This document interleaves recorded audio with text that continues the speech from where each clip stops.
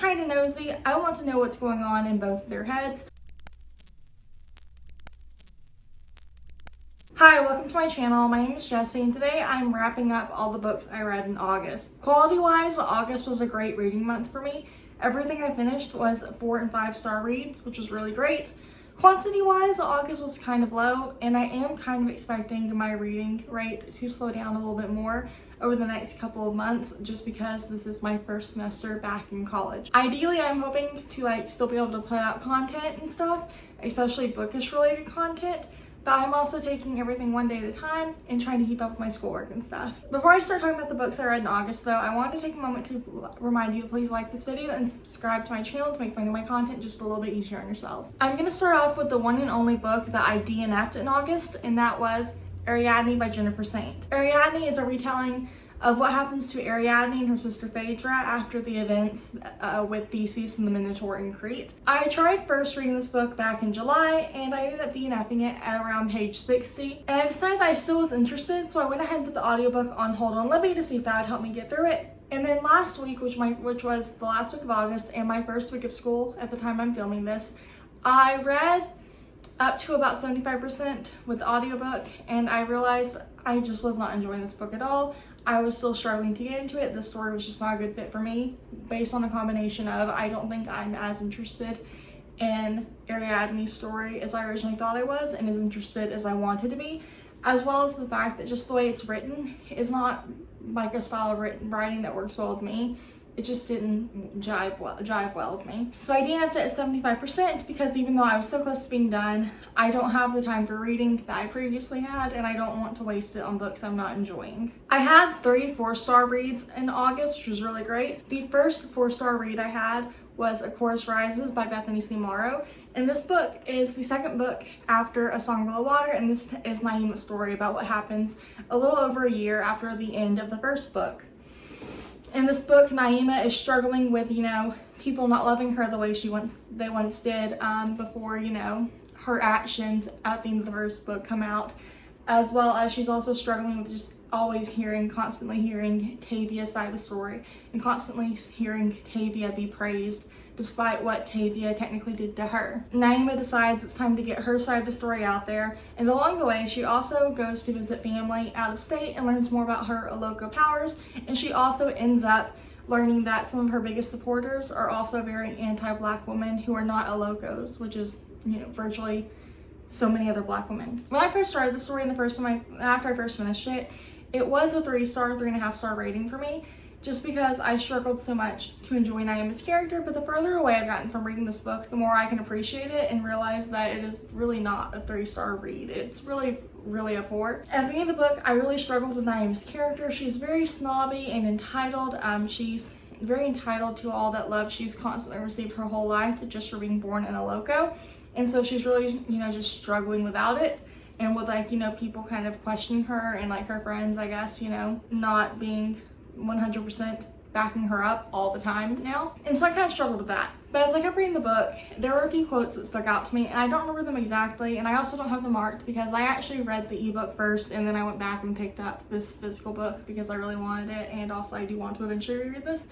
But at first, Naima says something along the lines of, prior to the events of their junior prom, the only people who ever had a problem with her were Tavia and Effie, and the 3 of them just didn't get along. Tavia and Effie were best friends, but they didn't get along with Naima, and Naima didn't get along with Tavia and Effie, and that was just a private problem between those 3 girls until everything's blown up, right? Naima's cousin Courtney also says something along the lines of, victims can have victims, and just, I don't know, just the way the quote, everything happened in the book made sense, and I enjoyed it, and just like I said, the further I've gotten from this book, the more I enjoy and appreciate what it did. I also read the ebook for Act Your Age, Eve Brown by Talia Hibbert. It is the 3rd and final Brown sister book, and it follows Eve Brown. Her family has just essentially cut her off, and after they have the conversation with her parents, she just kind of leaves and she drives around and she ends up at this bed and breakfast where she meets the owner, Jacob, and one way or another, she ends up working there. And she and Jacob kind of have a bad start, and I have to be honest, at the beginning, whenever I did the chapters from Jacob's point of view, I didn't like him as much. I kind of struggled to like him at first. It kind of bothered me, just the way he kind of spoke at first. It bothered me, the way he spoke about Eve. But like as the story went on, I grew to enjoy his character, and then I really loved him and Eve together, and it was such a cute book.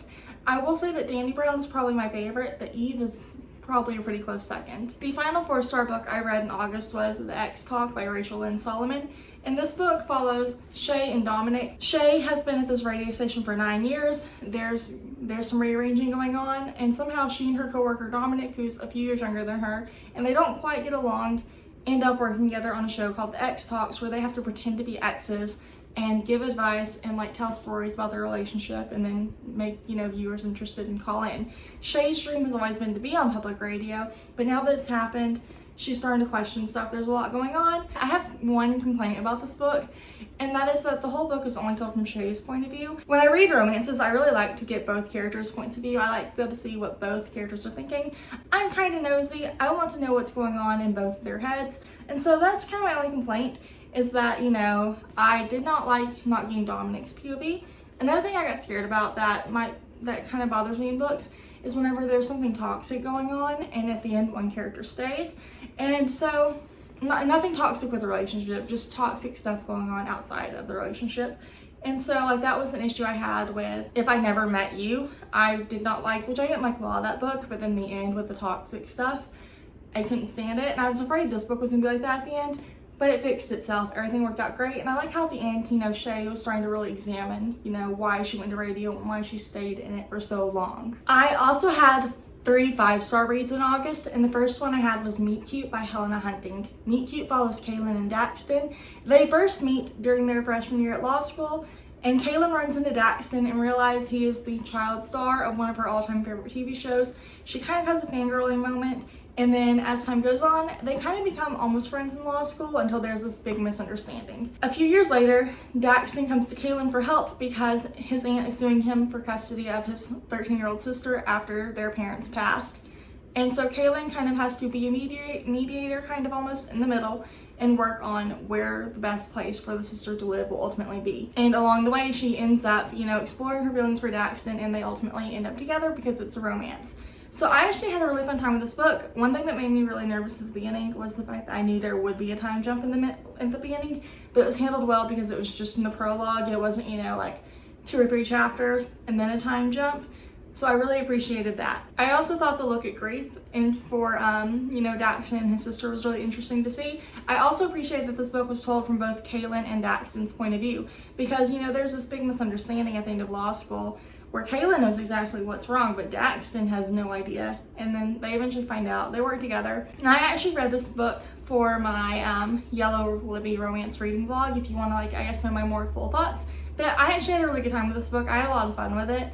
And it's one that I want to get a physical copy of just because I had so much fun with it. I also read The Priory of the Orange Tree by Samantha Shannon and rated it 5 stars this month. This is a big book. I probably could have, you know, read 7 or 8 books if I hadn't read this one.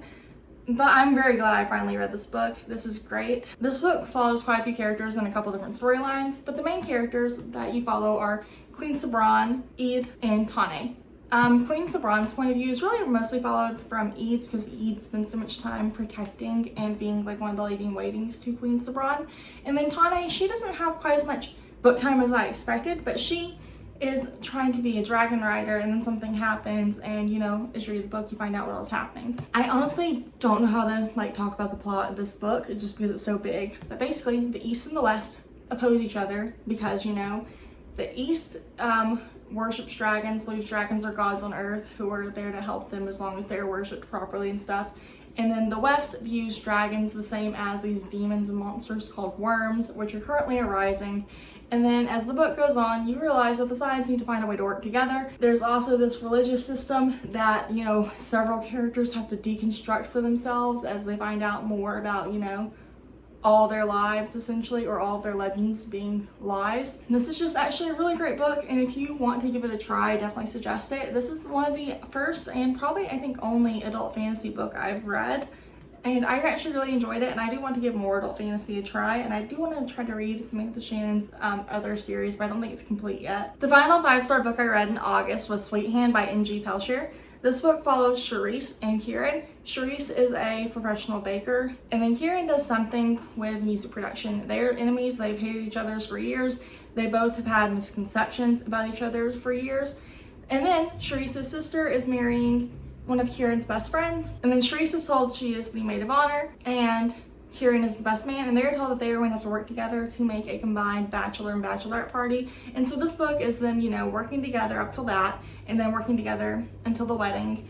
And along the way, they kind of get to know each other more. They kind of move past their misconceptions about each other. This is a really cute and fun book. I had a really good time with it, and I definitely want to eventually pick up a physical copy of it because it was really good, and I definitely want to try to reread it. Anyways, those are all the books I read in August. Like I said, quality-wise, August was a great reading month for me. I read so many great books in August. I'm really happy with everything I read. I'm really interested to see how my reading goes in September, so please stay tuned to come back later and hear how that is. Please let me know what all you read in August and how your reading month went last month. And thank you so much for taking the time to watch this video, and I'll talk to you later. Bye.